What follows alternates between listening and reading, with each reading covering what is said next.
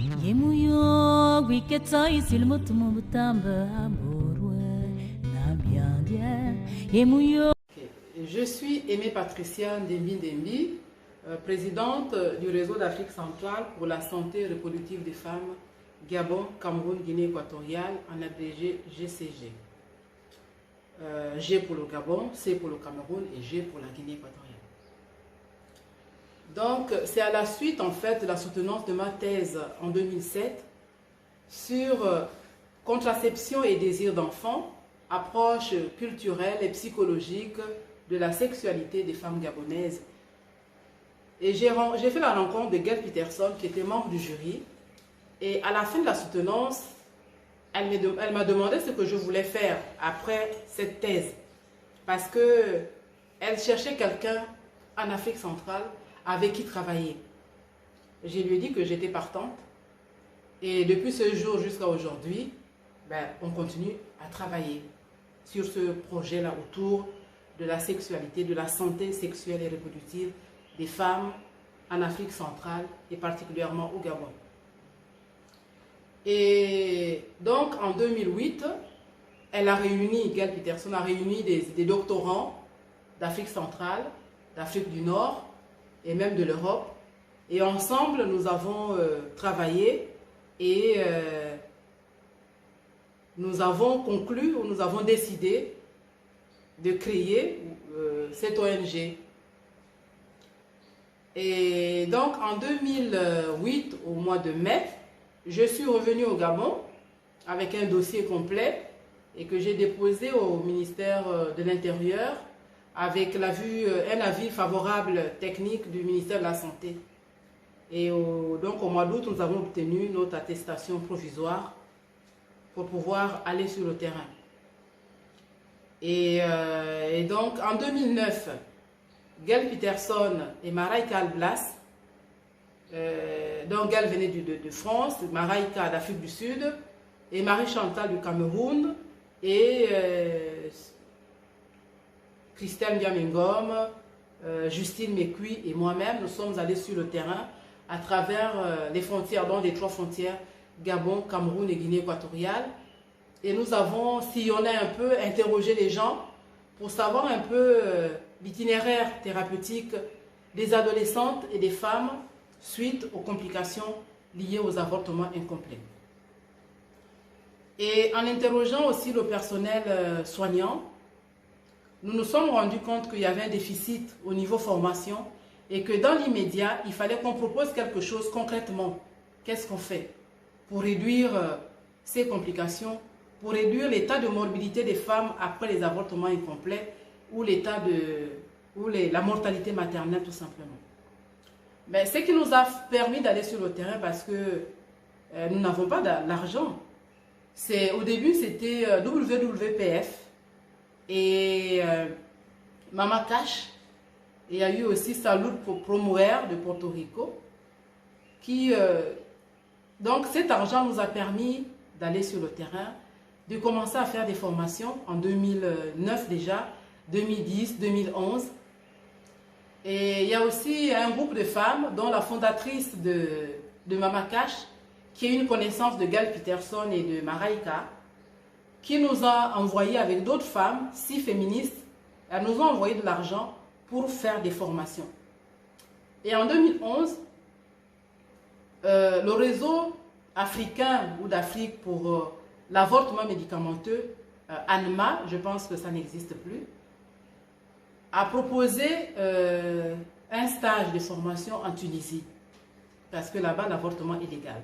Donc, il y a des membres de GCG qui sont allés à cette formation, à ce stage, et au retour, donc ça c'est en 2011, au retour, ils ont pratiqué, ils ont continué à faire, ils ont fait la formation des formateurs aux autres sur le tas, et ça a permis une pratique vraiment intense de cette prise en charge là, des complications liées aux avortements par l'aspiration manuelle intra-utérine. Et ce qui a permis, parce qu'il y a le professeur Maï qui en 2012 a fait une étude et on a observé il a observé dans son étude que le temps d'attente est passé de 22 heures à 1h08 parce que les femmes meurent à cause de ce long temps d'attente. Et étant donné que les sages-femmes que GCG a formées ont pu prendre en charge les femmes et les filles qui arrivaient, donc du coup les gynécologues étaient occupés à autre chose et ce temps d'attente-là a permis de sauver des vies. Et après 2012, nous avons eu des formations presque dans toutes les grandes villes du Gabon. Du côté du Cameroun, nous sommes allés à Ebolova, ensuite à Douala. Mais ce qui s'est passé du côté du Gabon, c'est qu'en 2018, il y a eu une autre étude qui montre que le temps d'attente a tendance à augmenter. Mais tout ceci parce qu'il y a des chefs de service qui ne veulent pas que les sages-femmes puissent pratiquer. Mais là, nous savons, on sait que c'est à cause de l'argent. Parce que quand la sage-femme prend en charge une femme qui arrive en détresse, elle ne demande presque rien. Ou sinon, c'est la femme elle-même qui donne quelque chose. Mais lorsque c'est le gynécologue qui prend en charge, mais c'est à partir de 200 000, 300 000, 400 000, ça dépend, c'est à la tête de la cliente. Et en dehors de ces formations, nous faisons de la sensibilisation dans les quartiers, dans les villages.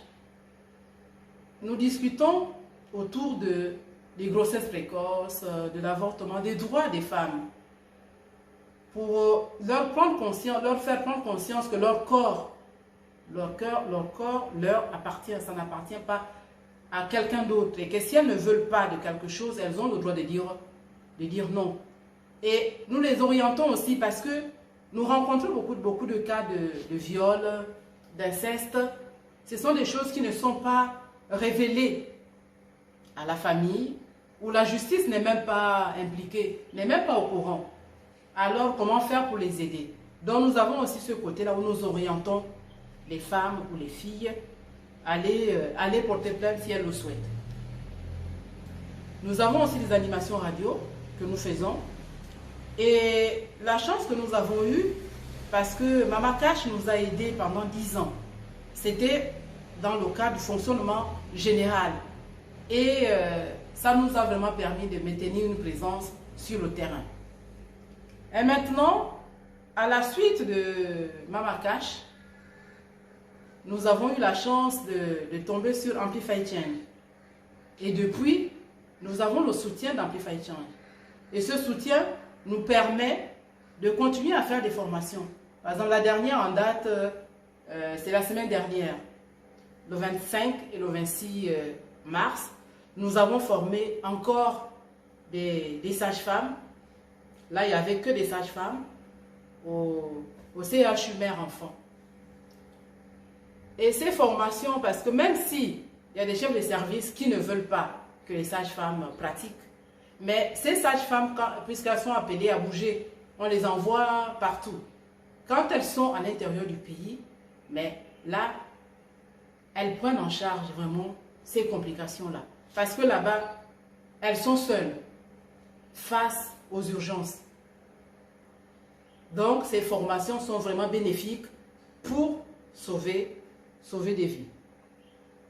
Et maintenant, ce qui a vraiment changé depuis qu'on a commencé, c'est le fait que les sages-femmes sont plus considérées, les sages-femmes sont plus autonomes par rapport à ce qu'on leur a apporté ou ce qu'on leur apporte comme formation. Pour l'avenir, nous espérons que, parce qu'en ce moment, la loi sur l'avortement est en train de bouger. L'année dernière, déjà, il y a eu des améliorations, mais c'est toujours que l'avortement est autorisé, c'est l'avortement thérapeutique qui est autorisé. Et là, ils avaient rajouté qu'en cas de détresse grave chez la jeune fille, à partir de 18 ans, que l'avortement pouvait être autorisé. Et la question que tout le monde se pose, ou s'est posée, c'était celle de savoir comment et qui détermine cet état de détresse. Et là, la semaine dernière, il y a eu, lors du dernier communiqué, du communiqué final du Conseil des ministres, apparemment, il y a eu encore des choses qui ont bougé et qu'on va enlever on va enlever en cas de détresse grave. Donc là, nous attendons normalement dans les jours à venir une loi définitive pour le moment par rapport aux avortements.